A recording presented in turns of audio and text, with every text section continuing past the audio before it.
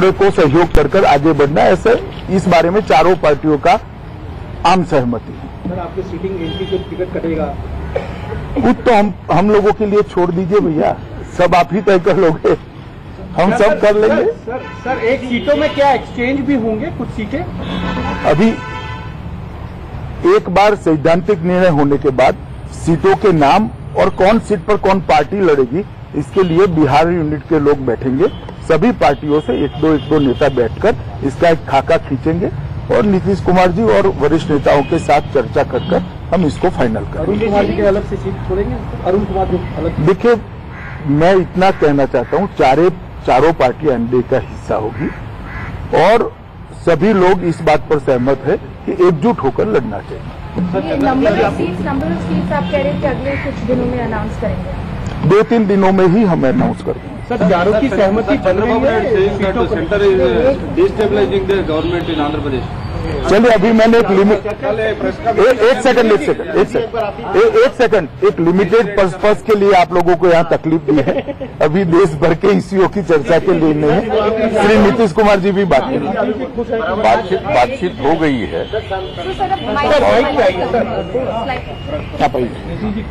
नहीं, बातचीत हो चुकी है और जैसा कि अभी माननीय अमित शाह जी ने घोषणा की है, उस पर सहमति है।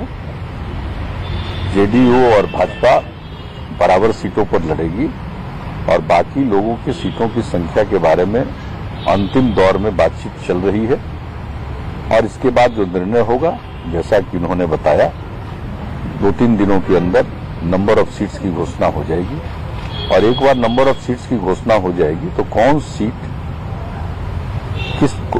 किस पार्टी के उम्मीदवार लड़ेंगे, इसके बारे में आपस में बातचीत करके फैसला हो जाएगा। इन सब चीजों में ज्यादा वक्त नहीं लगेगा। कुशवाहा जी आप लोगों के साथ रहेंगे? आपको बता चुके हैं अभी, तो उसके बाद उसमें क्या। चलिए, धन्यवाद मित्रों। जो चीज आपने बता दिया, इसके बाद उसकी कोई प्रश्न की आवश्यकता नहीं। चलिए,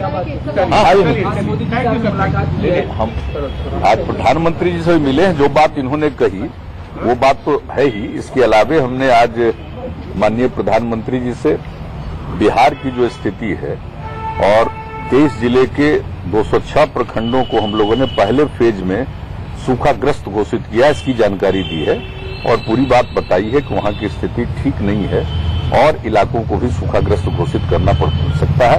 इसके बारे में हम लोगों ने चर्चा की है, जो वहां की स्थिति और विकास के और मुद्दों पर हम लोगों ने बात की। स्पेशल स्टेटस पे तो भाई आपने मांगनी की? अरे चलो, इसकी चर्चा आज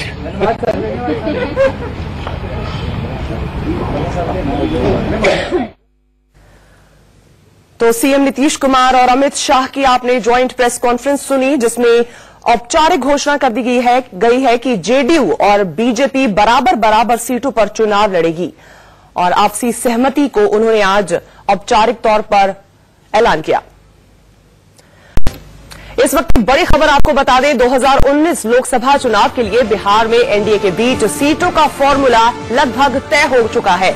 इसकी घोषणा अब से कुछ ही देर पहले बीजेपी अध्यक्ष अमित शाह और बिहार के मुख्यमंत्री नीतीश कुमार ने प्रेस कॉन्फ्रेंस कर दे दी है। अमित शाह ने इंडिया न्यूज की खबर पर मोहर लगाते हुए ये भी साफ कर दिया कि बिहार में बीजेपी और जेडीयू बराबर सीटों पर चुनाव लड़ेंगी।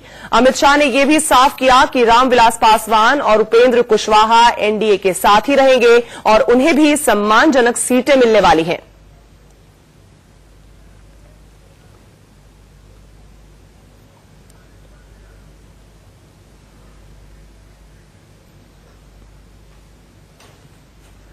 राकेश कुमार सिंह इस खबर पर ज्यादा जानकारी के साथ हमारे साथ इस वक्त जुड़ गए हैं। राकेश, तो इंडिया न्यूज की खबर पर मोहर लग गई है, बराबर सीटें बांट ली गई हैं।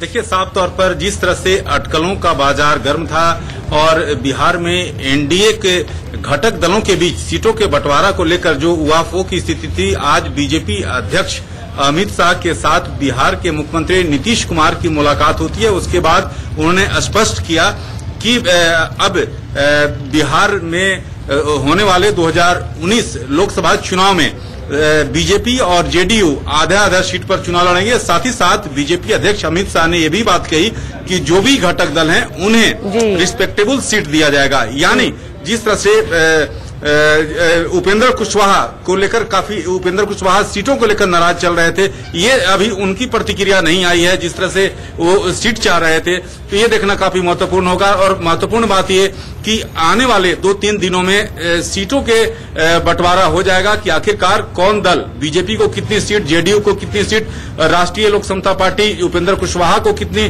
और लोक जनशक्ति पार्टी को कितनी मिलेगी। जी राकेश, इस पूरी जानकारी के लिए बहुत बहुत शुक्रिया। तो जेडीयू और बीजेपी बराबर सीटों पर बिहार में चुनाव लड़ने जा रही हैं। तो इसी के साथ रुकेंगे, छोटे से ब्रेक के लिए फौरन लौटेंगे।